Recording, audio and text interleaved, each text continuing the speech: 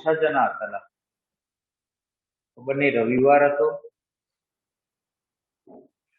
કે પછી બીજું કોઈ કારણ હતું.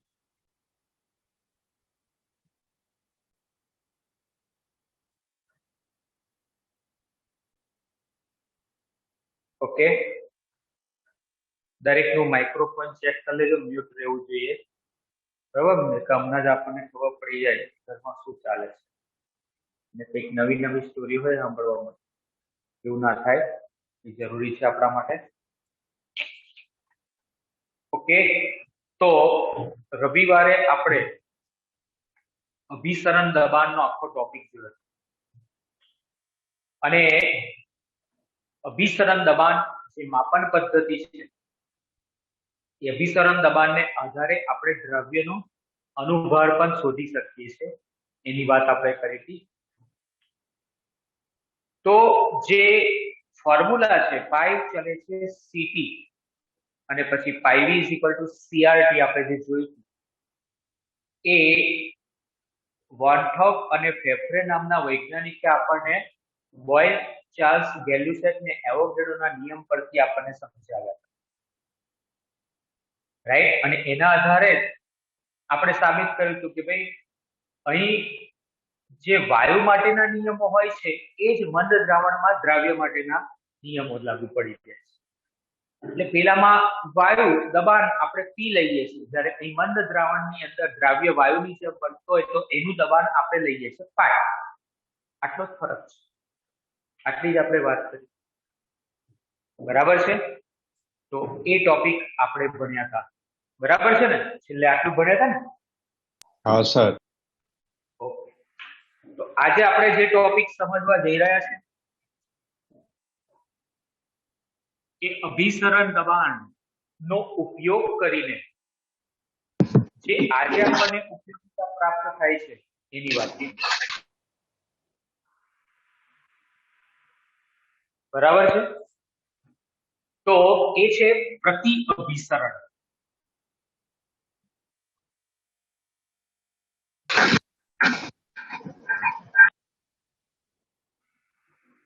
પ્રતિ અભિસરણ,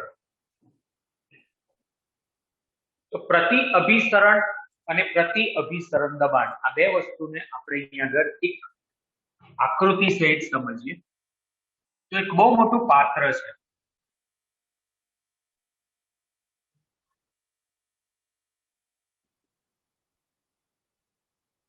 એ પાત્રની અંદર વચ્ચે એક અર્ધપારગમ્ય પડદો મૂકેલો છે જેને આપણે સેમી પરમેબલ મેમ્બ્રેન તરીકે ઓળખીએ છીએ. અર્ધપારગમ્ય પડદો છે, બરાબર છે. Semi permeable membrane. આ સેલ્યુલોઝ એસિટેટનો બનેલો હોય છે. સેલ્યુલોઝ એસિટેટની એક પાતળી ફિલ્મ હોય છે જે આ અર્ધપારગમ્ય પડદા તરીકે વર્તે છે, બરાબર છે. અહીંયા આગળ એક આઉટલેટ આપણને આપવામાં આવ્યું છે, જ્યારે બીજી બાજુ અહીંથી દબાણ આપી શકાય એવી વ્યવસ્થા કરેલી છે. તો દબાણ કેવી રીતે અપાય? તો કે પિસ્ટન જોઈએ, પિસ્ટન પ્રેસ થાય એટલે દબાણ ઉત્પન્ન થાય. તો આ પિસ્ટન છે જેની મદદથી આપણે દબાણ આપી શકીએ છીએ, બરાબર છે. તો આ રીતની અહીંયા આગળ એક વ્યવસ્થા કરવામાં આવેલી છે. ઓકે, તો જો આની અંદર બે પાત્ર, આમ તો એક જ પાત્ર છે પણ વચ્ચે સેમી પરમેબલ મેમ્બ્રેન મૂકી દીધો છે. એમાં આ ડાબી બાજુ છે એ ડાબી બાજુ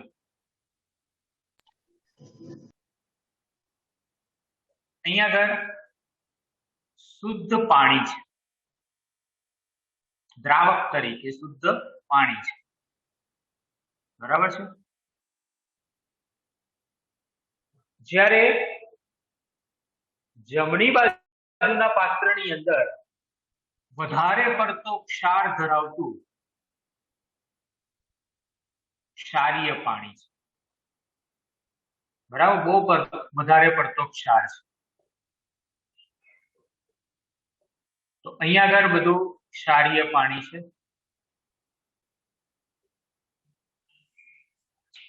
ઓકે, અહીંયા આગળ તમને ક્ષારીય પાણી એ આપેલું છે.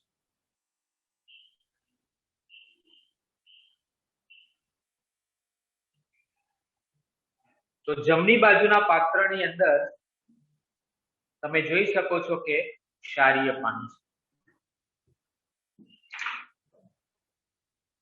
તો આવું એક આ પાત્ર છે. એ પાત્રની અંદર ડાબી બાજુ શુદ્ધ પાણી, જમણી બાજુ ક્ષારીય પાણી છે, બરાબર છે. આપણે એક વિચાર કરીએ કે અભિસરણ ઘટના પર જઈએ તો આપણને શું જવાબ મળશે? અભિસરણ ઘટનાની અંદર આપણે જઈએ તો આપણને શું જવાબ મળશે? તો સિમ્પલ, શુદ્ધ પાણી તરફથી ક્ષારીય પાણી તરફ દ્રાવકનો સ્વયંભૂ પ્રવાહ પસાર થાય છે. એક વાત કહું, આપણે આ પપ્પા ભાઈ એક વાર ગાડી ચાલે ભાઈ રેખીયા ભાઈ એ વાડી પૂરી જતા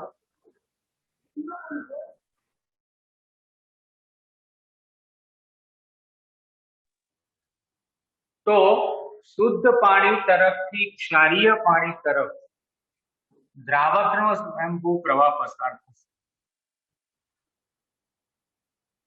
પણ બીજો પોઈન્ટ કે જો આ જે ક્ષારીય પાણી છે એના પર તમે પાઈ જેટલું દબાણ આપ્યું, ન્યૂનતમ દબાણ,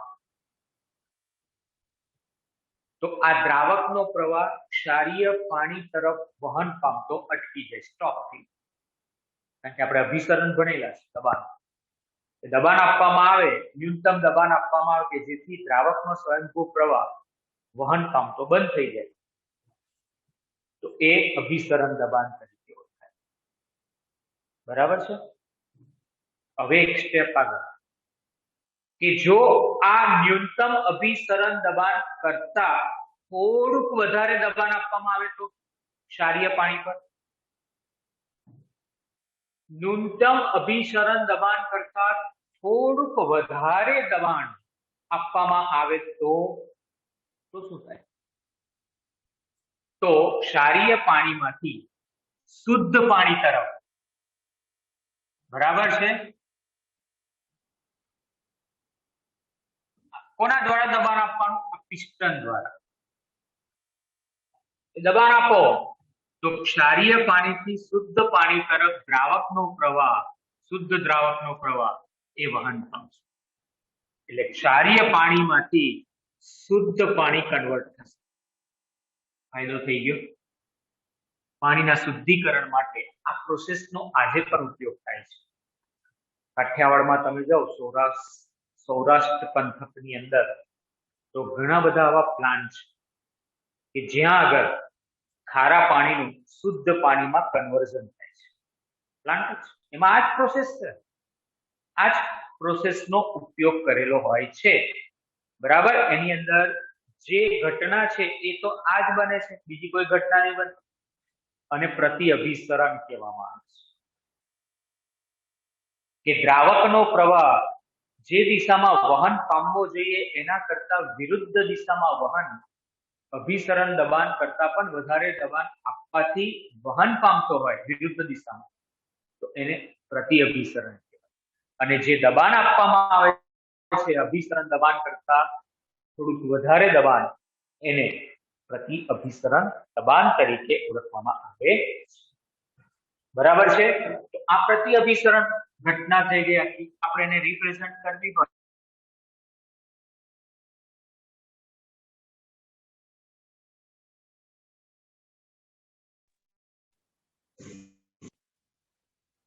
આપણે એને શાબ્દિક ભાષામાં કઈ રીતે કહી શકીએ? તો જ્યારે શુદ્ધ દ્રાવક અને સાંદ્ર દ્રાવણને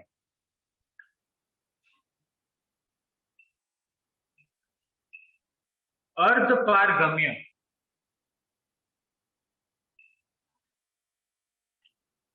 પડદાથી અલગ પાડવામાં આવે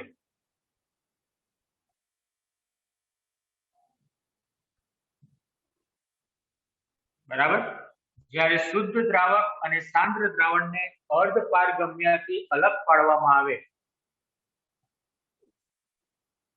ત્યારે દ્રાવકનું સ્વયંભૂ પ્રવાહ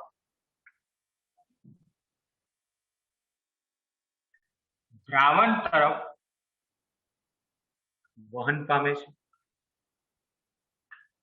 જેને અટકાવવા માટે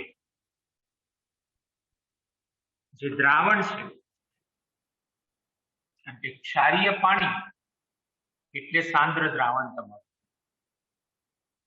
શુદ્ધ પાણી એ તમારું દ્રાવક છે. તો દ્રાવણ પર ન્યૂનતમ દબાણ, જેને આપણે કહીએ છીએ અભિસરણ દબાણ, આપવામાં આવે છે. ઓકે, જો આ અભિસરણ દબાણ જે છે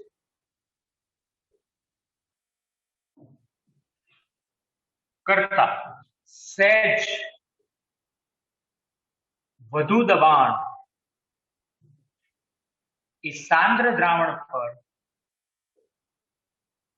આપવામાં આવે તો સાંદ્ર દ્રાવણથી દ્રાવક તરફ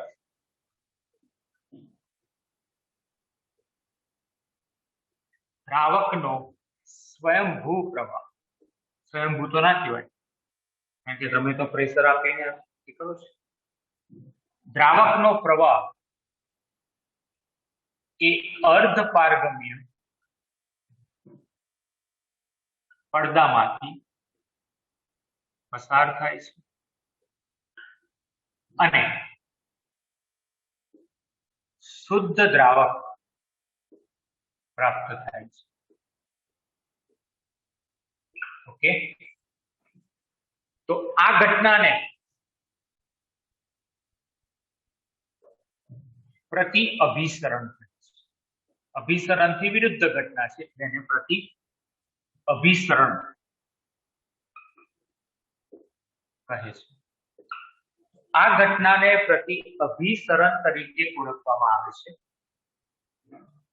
અને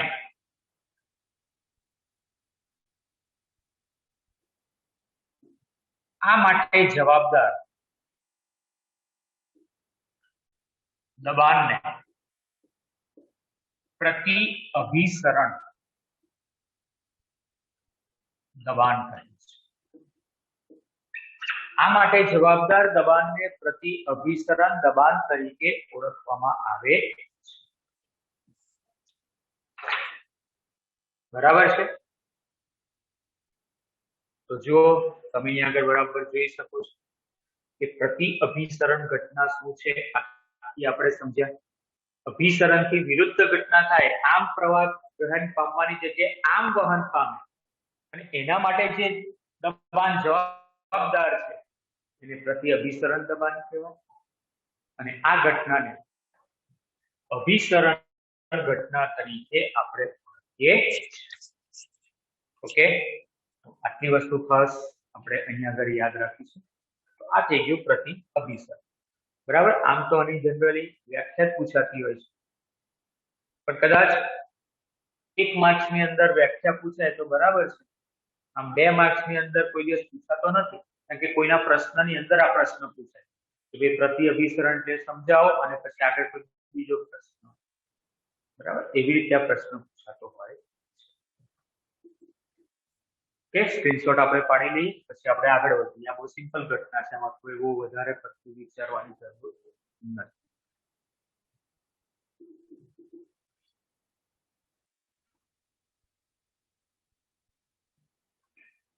ઓકે,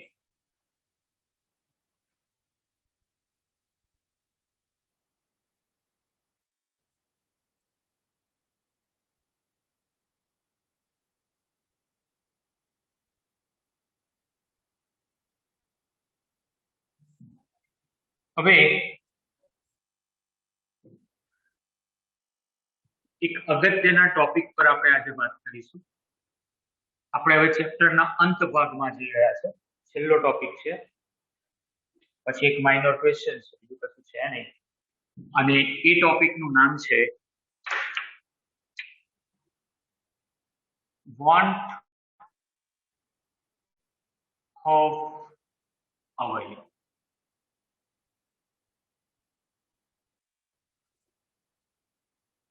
બરાબર છે? વોન્ટ ઓફ અવયવ, જેને વોન્ટ ઓફ ઇન્ડેક્સ તરીકે પણ ઓળખવામાં આવે છે. તો વોન્ટ ઓફ નામના વૈજ્ઞાનિકને આ અવયવની જરૂર શા માટે? શું છે આ અવયવ? શું છે એનું મહત્વ દ્રાવણોની અંદર, મંદ દ્રાવણોની અંદર? એ અત્યારે આપણે સમજવાનું છે. તો પહેલામાં પહેલું આપણે સમજીએ, અત્યાર સુધી ભણેલી છે એ બધી બાબતો, કે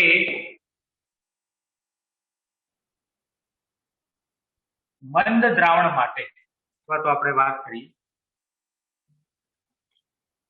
સંખ્યાત્મક ગુણધર્મો, જે અત્યાર સુધી આપણે ચાર ભણી ગયા. બાષ્પ દબાણમાં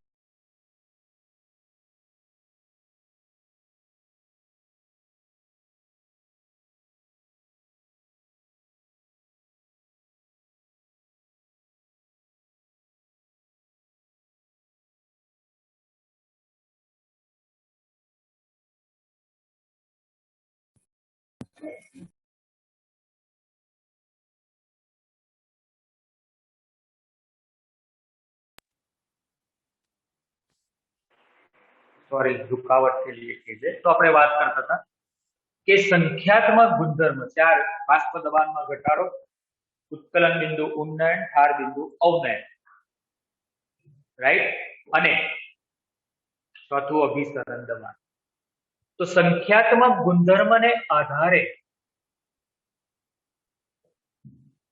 જ્યારે આપણે દ્રાવ્યનો અનુભાર, ચારે ચાર ફોર્મ્યુલા તમે જુઓ, એમાં દ્રાવ્યનો અનુભાર આપણે શોધી શકીએ છીએ. દ્રાવ્યનો અનુભાર શોધવા માટે આપણે જો પ્રયત્ન કરીએ,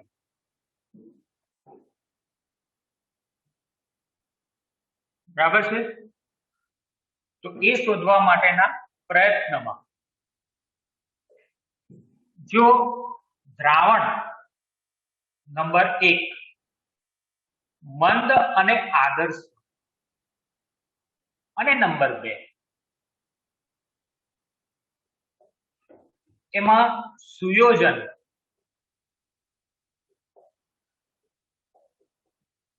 કે વિયોજન થતું ન હોય, મંદ અને આદર્શ દ્રાવણ હોય,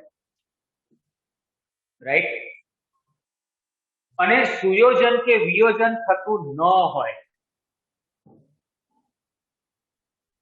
બરાબર છે, એટલે એના આયનો પણ બનતા ના હોય અને એ ભેગા પણ થતા ના હોય, એવી હું વાત કરું છું. ગ્લુકોઝ છે, સુક્રોઝ છે, ફ્રુક્ટોઝ છે, યુરિયા છે, એને આપણે છૂટા પાડી શકતા નથી.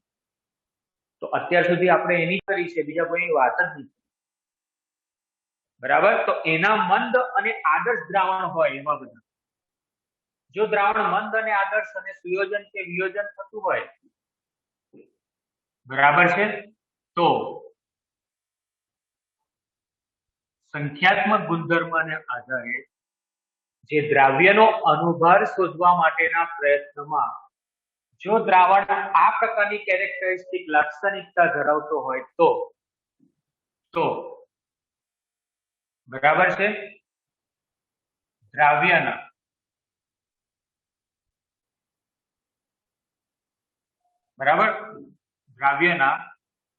મોલર દર કે સાથે અનુભાર,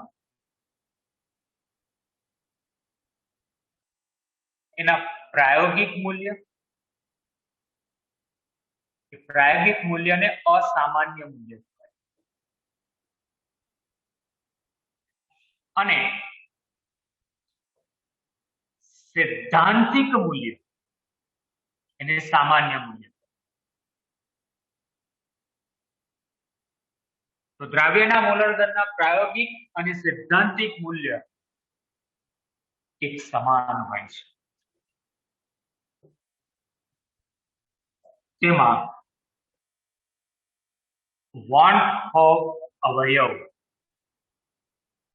નું મૂલ્ય એક હોય છે. બરાબર, એટલે કે તેની જરૂર હોતી જ નથી.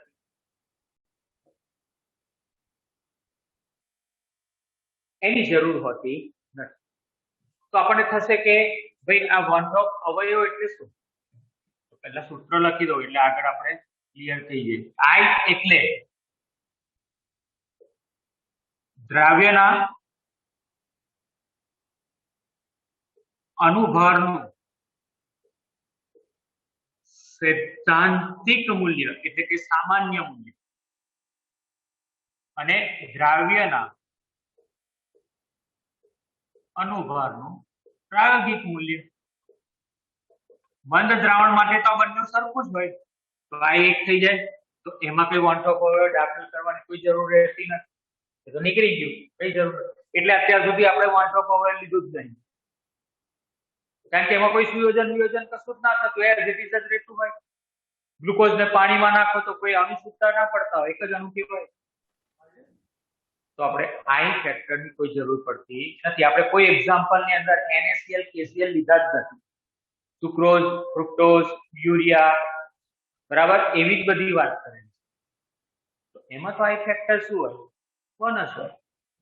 આઈ બરાબર 1 હોય તો એને કઈ લેવાની જરૂર હોતી નથી. તો આ વોન્ટ્રોપ નામના વૈજ્ઞાનિકે આ ઇન્ડેક્સ આપણને જે સમજાવ્યું એ કોના માટે સમજાવ્યું? તો કે સાંદ્ર દ્રાવણ, જે દ્રાવણમાં સુયોજન કે વિયોજન થતું હોય, બરાબર છે, સુયોજન કે વિયોજન થતું હોય એવા જે સાંદ્ર દ્રાવણ છે એના માટે એને આ વોન્ટ્રોપ અવયવ બનાવે. બરાબર છે. પરંતુ જે દ્રાવણમાં વિયોજન કે સુયોજન થતું હોય તેમાં આઈ નું મૂલ્ય દાખલ કરવામાં આવે છે.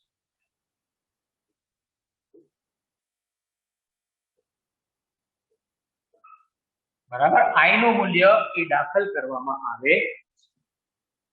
તો જે દ્રાવણમાં સુયોજન કે વિયોજન થતું હોય તેમાં આઈ નું મૂલ્ય દાખલ કરે, એમાં વોન્ટ્રોપ અવયવની જરૂર પડે છે. તો એમાં આપણે વોન્ટ્રોપ અવયવ કેવી રીતે દાખલ કરીએ છીએ બરાબર સમજીએ. એમાં વોન્ટ્રોપ અવયવનું મૂલ્ય કેવું આવે છે એ પણ આપણે અહીંયા આગળ સમજીએ. બરાબર, એટલે એકદમ ક્લિયર થઈ જશે. પહેલું વિયોજન, ધ્રુવીય દ્રાવ્યને ધ્રુવીય દ્રાવકમાં દ્રાવ્ય કરતા વિયોજન થાય છે. બરાબર, દાખલા તરીકે ઉદાહરણો તમને આપો કે ભાઈ KCl છે તો K પ્લસ Cl માઇનસ છે. AlCl3 છે, પાણીમાં તમે ઉમેરો Al પ્લસ 3Cl માઇનસ છે. બરાબર છે. તો અહીં બહુ સ્પષ્ટ આપણને ખબર પડી જાય કે વિયોજન થતા, બરાબર, આયનો એટલે કે દ્રાવ્ય કણો ની સંખ્યામાં વધારો થાય છે. બરાબર છે. દ્રાવ્ય કણોની જે સંખ્યા છે, આયનો છે, વિયોજન થતા આયનો કે દ્રાવ્ય કણોની સંખ્યામાં વધારો થાય, ખબર પડી જાય છે. ધેટ મીન્સ કે વિયોજન એટલે શું? ટુકડા થાય, જે મૂળ હોય એના ટુકડા થાય, આયનો છૂટા પડે. ત્યાંથી જ તમને ખબર પડી જાય કે આ જે હોય એના કરતા અહીંયા આગળ ટુકડા થતા હોય. આ દાખલા તરીકે 1 મોલ હોય તો આ 1 મોલ અને આ 1 મોલ છે. બરાબર છે. એટલે દાખલા તરીકે KCl છે, બરાબર છે, એ KCl નો આપણે જે અણુભાર લઈએ છીએ, બરાબર, પોટેશિયમ 39 અને આ 35.5 એટલે 74.5 થયું, 74.5 ગ્રામ. તો એના કરતા અહીંયા આગળ અણુભારમાં તરત ઘટાડો થઈ જાય. તમે જેવું દ્રાવકમાં ઉમેરો એટલે ટુકડા થઈ જાય, એટલે અણુભાર તમારો ઘટી જાય, ટુકડા થઈ જાય છે, નાનો થઈ જાય. બરાબર છે. એટલે વિયોજન થતા આયનો દ્રાવ્ય કણોની સંખ્યામાં વધારો થાય છે. બરાબર. પહેલા આપણે વિયોજનને સમજીએ. આ તમે સ્ક્રીનશોટ લઈ લો એટલે હું જરા આગે ભૂસી નાખું. તો અત્યારે જે વાત કરતા હતા મંદ અને આદર્શ દ્રાવણમાં, એમાં આઈની જરૂર નથી, પણ જો સુયોજન વિયોજન થતું હોય તો આઈ લેવો જ પડશે, છૂટકો નથી.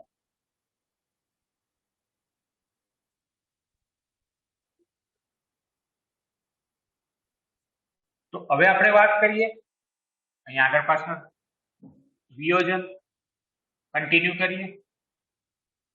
ઓકે. તો વિયોજન થતા આયનો દ્રાવ્ય કણોની સંખ્યામાં વધારો થાય. બરાબર છે. એટલે આમ જોવા જઈએ તો જે આણ્વીય દળ, બરાબર, સૈદ્ધાંતિક રીતે તમે ગણતા હોય તો પ્રાયોગિક રીતે એનું મૂલ્ય હંમેશા ઓછું આવે, કારણ કે ટુકડા થાય છે, દ્રાવ્ય કણોની સંખ્યામાં ઘટાડો થાય છે. એટલે તરત આપણે લખી શકીશું કે એના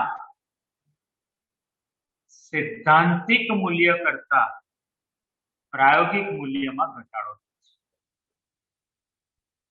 બરાબર. સામાન્ય અણુભાર કરતા બીજી રીતે આપણે લખીએ કે એનો જે સામાન્ય અણુભાર છે એના કરતા પ્રાયોગિક એટલે કે અસામાન્ય અણુભાર એ ઓછો બને છે. એટલે અંશ કરતા છેદ એ તમારો નાનો થાય, અંશ કરતા છેદ નાનો થાય એટલે આઈ ની વેલ્યુ 1 કરતા વધારે પડે. આઈ નું મૂલ્ય હંમેશા વિયોજન માટે કેવું હોય? 1 કરતા વધારે જ મળશે તમને. વિયોજન થાય એટલે આઈ નું મૂલ્ય 1 કરતા હંમેશા વધારે હોય છે. બરાબર. તો અહીંયા આગળ આઈ ની વેલ્યુ 1 કરતા વધી જાય. હવે સેમ વસ્તુ આપણે સુયોજનમાં લખીએ તો કે અધ્રુવીય દ્રાવ્યને અધ્રુવીય દ્રાવકમાં દ્રાવ્ય કરતા સુયોજન થાય છે. અધ્રુવીય દ્રાવ્યને અધ્રુવીય દ્રાવકમાં દ્રાવ્ય કરતા શું થાય છે? સુયોજન થાય છે. ઉદાહરણ આપું તમને કે ભાઈ બેન્ઝીન છે, એ બેન્ઝીનમાં એસિડિક એસિડ ઉમેરતા એ દ્વિઅણુ સ્વરૂપે જોવા મળે છે. બરાબર છે. એટલે આ એસિડિક એસિડ છે, એસિડિક એસિડ. ઓકે. તો એ દ્વિઅણુ સ્વરૂપે જોવા મળે. જેવું દાખલ કરો એટલે બે અણુ ભેગા થઈ જાય. અણુ કેમ ભેગા થઈ જાય? કે એમાં આંતરઆણ્વીય H બંધ બની જાય છે. બરાબર છે. આંતરઆણ્વીય H બંધ બને છે. અને આંતરઆણ્વીય H બંધને કારણે એ દ્વિઅણુ સ્વરૂપે આપણને જોવા મળે છે. એટલે સુયોજન થયું કહેવાય. રાઈટ. એટલે અહીં આપણે લખી શકીએ કે સુયોજન થાય, બરાબર છે, એટલે દ્રાવ્ય કણ એ મોટો બને છે. નાનામાંથી બે ટુકડામાંથી મોટો થઈ જાય, બૃહદ બને. બરાબર છે. એટલે અહીં ઉપર લઈ જાય કે સૈદ્ધાંતિક કરતા પ્રાયોગિક મૂલ્ય મોટું થઈ જાય. કારણ કે પ્રેક્ટિકલ કરો બરાબર છે તો બે અણુ ભેગા થઈ જાય છે સિદ્ધાંતિક તો આપણે એક જ એસિટિક એસિડ ગણીએ પ્રાયોગિક રીતે દ્વિઅણુ સ્વરૂપે જ મળે એટલે તમને અણુભાર બમણો મળે બરાબર છે એટલે જો અહીંયા આગળ સુયોજન થાય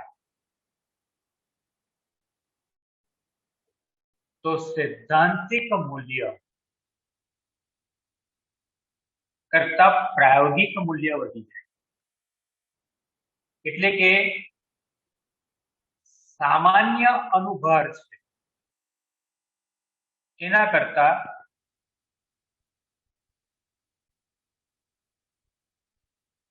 અસામાન્ય અણુભાર વધે રાઈટ એટલે છેદ કરતા અંશ મોટો થઈ જાય એવું નથી અંશ કરતા છેદ મોટો થઈ જાય એટલે આઈ ની વેલ્યુ શું થઈ જાય લેસ ધેન 1 આ પાસ ખાસ યાદ રાખો અને મંદ અને આદર્શ દ્રાવણ હોય તો આઈ બરાબર 1 થઈ જાય જેમ આપ બરાબર છે જેમ આપણે દ્રવ્ય અવસ્થામાં ભણતા હતા ને રિયલ સોલ્યુશન આદર્શ દ્રાવણ પાઈ v nRT ને વર્તે પણ ના હોય તો પાઈ v nRT તો બે વસ્તુ થાય ધન વિચલન પણ હોય ને ઋણ વિચલન પણ હોય આ એવું છે બરાબર આ ધન વિચલન કહેવાય અને આ ઋણ વિચલન સમજવા છે આમાં દ્રાવ્ય કણો ટુકડા થઈ જાય એટલે નાના થઈ જાય એટલે અણુભાર ઘટી જાય પ્રાયોગિક અણુભાર ઓછો હોય એટલે આઈ ની વેલ્યુ 1 કરતા વધારે પ્રાયોગિક અણુભાર વધી જાય આઈ ની વેલ્યુ 1 કરતા ઓછી થઈ જાય છે તો વિયોજન અને સુયોજન થવાથી આ વસ્તુ જો સર્જાતી હોય આટલી તફાવત આવતો હોય આટલો ડિફરન્સ આવતો હોય આટલું વિચલન આવતું હોય પ્રાયોગિક અને સિદ્ધાંતિક ની અંદર તો પછી આપણે દ્રાવ્યનો સાચો અણુભાર પ્રાપ્ત કરી શકતા નથી જો સુયોજન અને વિયોજન થાય બરાબર છે તો આઈ નું મૂલ્ય કેમ દાખલ કરવામાં આવે કારણ કે સુયોજન કે વિયોજન થવાથી દ્રાવ્યનો સાચો અણુભાર પ્રાપ્ત થતો નથી મંદ દ્રાવણમાં તો કેવું હોય કે સૈદ્ધાંતિક પ્રાયોગિક મૂલ્ય એક જ હોય એટલે સાચો અણુભાર પ્રાપ્ત અહીંયા આગળ સૈદ્ધાંતિક અને પ્રાયોગિક એક સમાન નથી હોતો એટલે સાચું મૂલ્ય આપણને મળતું નથી સાચું મૂલ્ય મેળવવા માટે આઈ એન્ટર કરવામાં આવે છે આટલી જ વાત ખાલી યાદ રાખો તો ઘણું બધું છે બરાબર છે તો આઈ ની વેલ્યુ દાખલ કરવામાં આવે તો આપણને પ્રશ્ન થાય કે સર આઈ ની ફોર્મ્યુલા શું કે જેથી દાખલ કરવાથી આપણને જવાબ મળે ફોર્મ્યુલા પર પણ જવું બરાબર છે કે જેથી આપણને ચોક્કસ સાચું દ્રવ્યનો અણુભારનું મૂલ્ય પ્રાપ્ત થાય આપણે આ જે આઈ ની વાત કરી રહ્યા છે કોના માટે વાત કરી રહ્યા છે દ્રવ્યનો સાચો અણુભાર શોધવા માટે જો આપણે આઈ ફેક્ટર સાંદ્ર દ્રાવણોમાં દાખલ નહીં કરીએ ને તો આપણને દ્રાવ્યનો સાચો અણુભાર નહીં મળે આપણને ખોટો જ મળશે બરાબર સાંદ્ર દ્રાવણ એટલે સુયોજન કે વિયોજન થતું હોય એની અંદર સાચો દ્રાવ્યનો સાચો અણુભાર પ્રાપ્ત કરવો હોય તો આ એન્ટર કરવું જ પડે એના માટે આપણે આ એન્ટર કરી રહ્યા છીએ કારણ કે એમાં પ્રાયોગિક સૈદ્ધાંતિક બંને સરખા આવતા નથી મન દ્રાવણમાં તો સરખું આવે છે એટલે ચાલી ગયું એટલે આ એન્ટર કરવામાં આવે છે તો આ સુયોજન કે વિયોજન માટે આઈ નું મૂલ્ય શું હોય બરાબર તો પહેલી વાત કરીએ આપણે વિયોજન માટે તો વિયોજન અંશ બરાબર છે વિયોજન અંશને આધારે આપણે બરાબર એ સાચું મૂલ્ય પ્રાપ્ત કરી શકતા હોઈએ છીએ એની જરૂર પડે આપણને ઓકે તો વિયોજન અંશ શું છે દ્રાવણમાં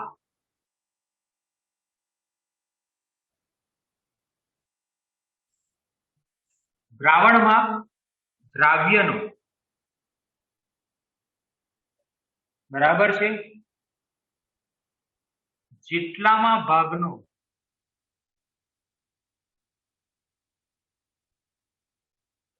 જથ્થો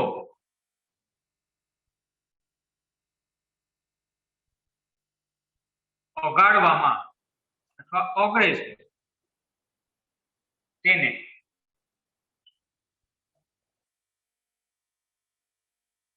દ્રાવ્યનો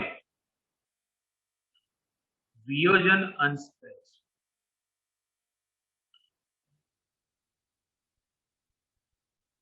છે બરાબર, જેટલામાં ભાગનો જથ્થો ઓગળે છે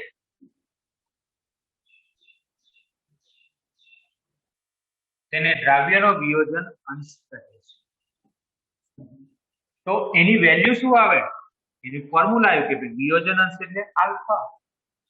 alpha is equal two i-1 n-1. આ ફોર્મ્યુલા થઈ ગઈ. આ તો તમને ખબર જ છે, બરાબર. i ની વેલ્યુ શું?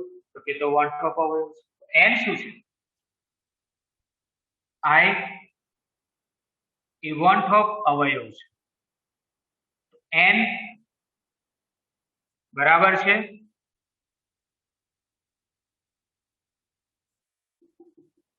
તો n ની વેલ્યુ એ સિદ્ધાંતિક વેલ્યુ છે. જે દ્રાવ્ય હોય એ દ્રાવ્યના વિયોજન પામેલા, બરાબર છે, દ્રાવ્યના વિયોજન પામેલા દ્રાવ્ય કણોની સંખ્યા એનું સૈદ્ધાંતિક મૂલ્ય. એટલે જોઈને ખબર, સૂત્ર જોઈને ખબર પડી જાય. KCl તો કે 2, NaCl તો કે 2, ગ્લુકોઝ તો કે 1, AlCl3 તો કે 4. બરાબર, એ આપણને જોઈને ખબર પડી જાય. એ સીધું અહીં મૂકી જ દેવાનું હોય, એને n કહેવાય.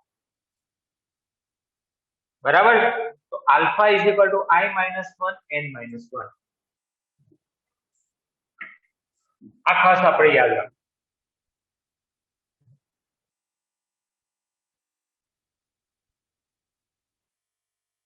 દાખલા તરીકે તમને એવું કે ભાઈ દ્રાવણમાં 20% જ વિયોજન થયું છે, પર્સન્ટેજમાં જતું, તો 20/100 એટલે કેટલું થયું? પર્સન્ટેજમાંથી બહાર નીકળવું, તો 20/100 એટલે 0.2. બરાબર, મારી પાસે તમને એવું ક્વેશ્ચન પૂછવામાં આવે કે ભાઈ NaCl નું જે દ્રાવણ છે એનું 20% વિયોજન થાય છે, તો I શોધો. સીધો પ્રશ્ન આપણે જો વિયોજનની અંદર આ ગણવામાં આવે, એક્ઝામ્પલમાં બધું આવશે જ, તો આપણે તરત મૂકી દઈએ કે ભાઈ 20 એટલે 0.2. I શોધવાનો છે, n નક્કી થઈ ગયું, NaCl એટલે 2 - 2, એટલે I બરાબર 1.2 આવી ગયો જવાબ.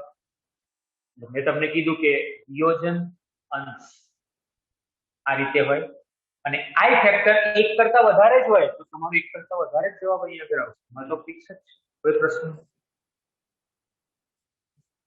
હવે આપણે વાત કરીએ સુયોજન. આના જેવું જ છે સુયોજન અંશ પણ.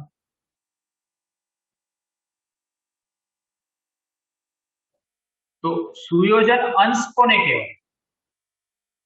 દ્રાવણમાં આવેલા દ્રાવ્યનો જેટલો જથ્થો સુયોજન પામે તેને સુયોજન અંશ કહે છે. હું આ બાજુ લખું છું, બરાબર છે, આ જગ્યાએ લખું છું. તો એની ફોર્મ્યુલા શું? તો કે એને x તરીકે ઓળખવામાં. x બરાબર 1 - i n/n-1.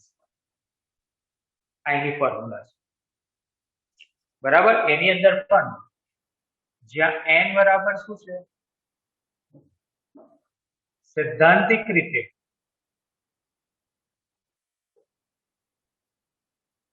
સુયોજન પામતા અણુની સંખ્યા છે.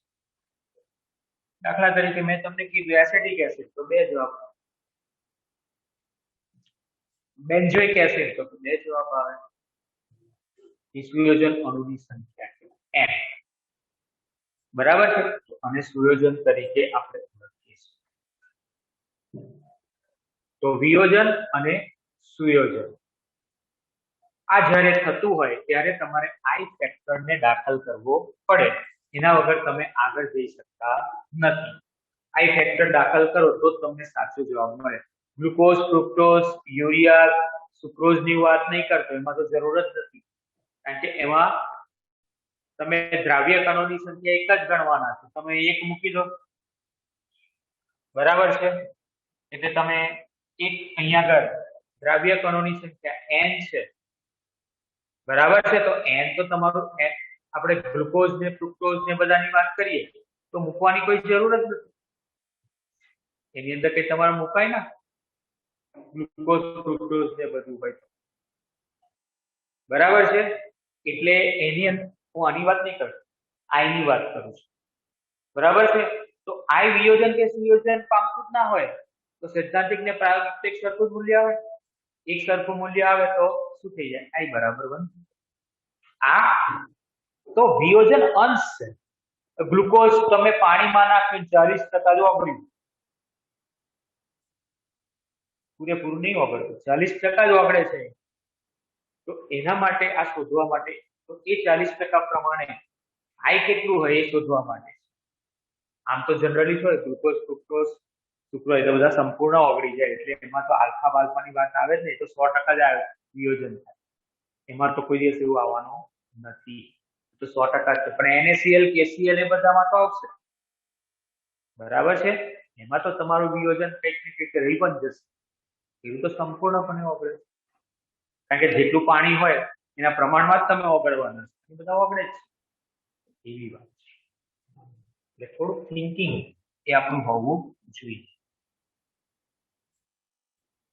ઓકે, હવે દરેક સૂત્રની અંદર આપણે આઈ ફેક્ટર ને તો દાખલ કરીએ જ, કરવો જ પડે, તો જ આપણો જવાબ આવે. તો જે સંખ્યાત્મક ગુણધર્મ છે એ સંખ્યાત્મક ગુણધર્મમાં આઈ ની આપણે વાત કરીએ તો પહેલું છે એ છે બાષ્પ દબાણમાં ઘટાડો. તો આપણે ફોર્મ્યુલા લખીએ છીએ કે P0 - P1 upon P0 is equal to x2, તો આપણે લખીએ છીએ x2 એટલે દ્રાવ્ય ના મોલ અંશ કહેવાય. That means કે delta P upon P0 is equal to x2, બરાબર. તો આપણે જે x2 લખીએ છીએ તો એની બાજુમાં આપણે આઈ ફેક્ટર એન્ટર કરવો. ગ્લુકોઝ ફ્રુક્ટોઝ માટે ચાલે, NaCl હોય તો તમારે આઈ જોઈએ ને જોઈએ, બરાબર છે. બીજું છે ઉત્કલન બિંદુ ઉન્નયન. ઉત્કલન બિંદુ ઉન્નયનની વાત કરીએ તો delta TB is equal two તમારે આઈ ફેક્ટર એન્ટર કરવો પડે, કોઈ અર્થ રહેતો નથી. Point number 1. પોઈન્ટ નંબર 2 કે સંખ્યાત્મક ગુણધર્મને આધારે જ્યારે દ્રાવ્યનો અનુભાર શોધવા માટે જઈએ અને એ દ્રાવણમાં સુયોજન કે વિયોજન થતું હોય, દ્રાવણ મંદ ના હોય, સાંદ્ર હોય, ત્યારે આઈ અવયવ દાખલ કરવામાં આવે છે. તો પહેલું વિયોજન સમજાયું, પછી સુયોજન સમજાયું, અને પછી છેલ્લે આપણે સૂત્ર લીધા કે I is equal એ તો વિયોજન ને સુયોજનના સૂત્ર લીધું, પણ આપણે I સુધી લખવાનું કે ભાઈ I greater than 1, I less than, અહીં પૂરું કરી દેવાનું. અને એના પછી 3 માર્કમાં પૂછે તો વિયોજન અને સુયોજન અંશના સૂત્ર સાથે એને. તો વિયોજન ને સુયોજન તો શું, દ્રાવણમાં કેટલું ઓગળે છે અને કેટલું બાકી રહે એ બધું સમજાવે છે. એટલી વસ્તુ ખાસ આપણે યાદ સ્ક્રીનશોટ લઈ લેજો. ઓકે,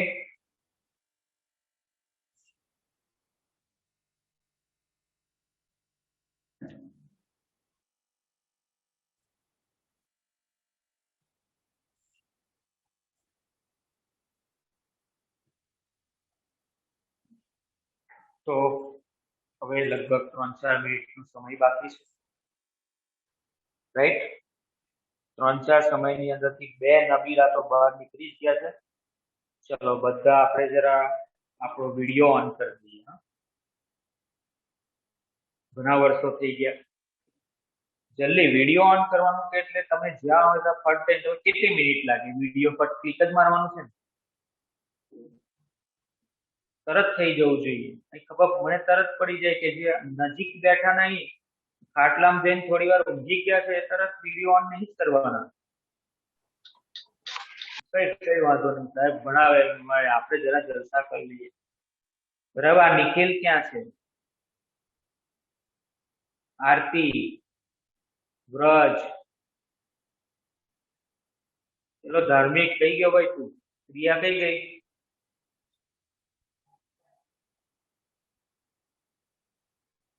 હા ચાલો, તમારી પોઝિશન બરાબર. યામિની ઊંઘ આવતી હતી? Okay, good, fine. આ ક્રિસ કઈ ગયો ભાઈ? પ્લેન રોકવા નહીં ગયો ને? હે? ના સર. હા છે તો વિડીયો ઓન કર ને. સર ઓન જ છે. કઈ વાંચ છે? મને નહીં દેખાતો. કોઈ દેખાય લે ભાઈ તમને ક્રિસ નો વિડીયો? ઓન કર સર હજુ. મારી અંદર ઓન બતાવે છે. તો મારી અંદર ઓફ બતાવે છે. ઓકે યામિની, હા ઓકે ડન. ચલો સરસ. Yes good. ચાલો તો બીજું ચેપ્ટર થિયોરિટિકલ આપણે એક ટોપિક નાનો એક બાકી છે કે આપણે આવતીકાલ પર લઈ લઈશું, પણ આખું થિયોરિટિકલ પોર્શન પૂરો થઈ ગયો. બરાબર છે? તો ક્લિયર થઈ ગયું બધાને? હા કે ના? બોલો તો ખરા. હા એમે તમે ના તો પાડતા જ નહીં કોઈ દિવસ, એ વાત સાચી છે.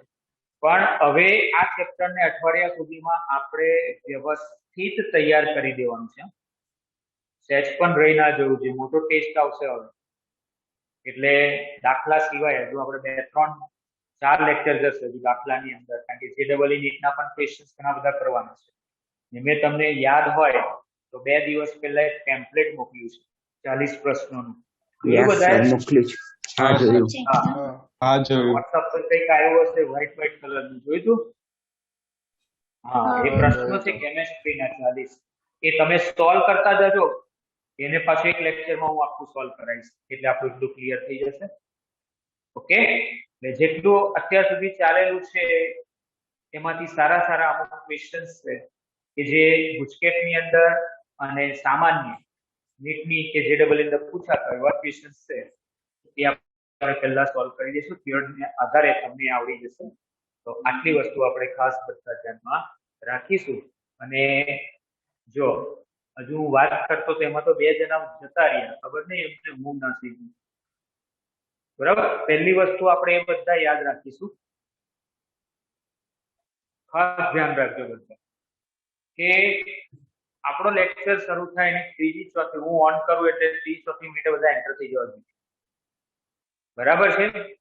અને છેલ્લે હું એવું ના કહું કે ચાલો હવે આપણે મળીએ આવતા લેક્ચર, ત્યાં સુધી કોઈ બહાર ના નીકળવું જોઈએ. આ ખાસ ધ્યાનમાં રાખજો.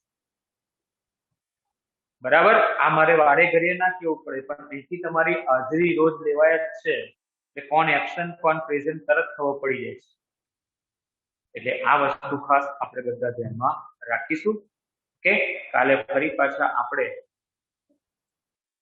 ફરીથી આ જ ટાઈમે લેક્ચરની અંદર મળીશું. કાલે આપણો બીજો લેક્ચર પણ છે, એ વિડીયો લેક્ચર આવશે, એટલે એ લેક્ચર પૂરો થાય પછી વિડીયો લેક્ચર તમારે જોવાનો, ને ખબર નહીં પડે.